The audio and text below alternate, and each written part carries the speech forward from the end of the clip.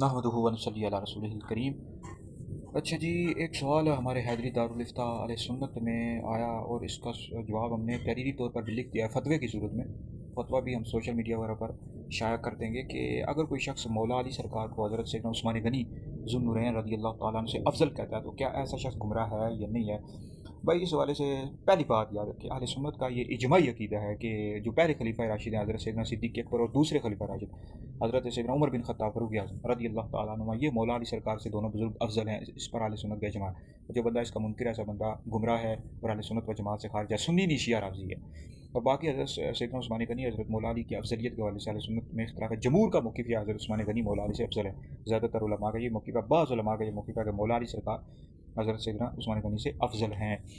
लेकिन हमारे कई अकाबरीन ऐसे गुजरे हैं कि जिन्होंने ये लिखा है कि जो शख्स हज़रत मौला अली सरकार को हज़रत उस्मान गनी से अफजल कहता है ऐसा बंदा गुमराह है, बिदती है। और इस वाले से जैसे फ़तहुल क़दीर पढ़ लें, उसमें लिखा हुआ है मन फ़द्दल अलिय्यन अला सलासत फ़मुब्तदिउन, कि जो शख्स मौला अली सरकार को खुलफ़ाए सलासा पर से अफजल जानता है ऐसा बंदा गुमराह है।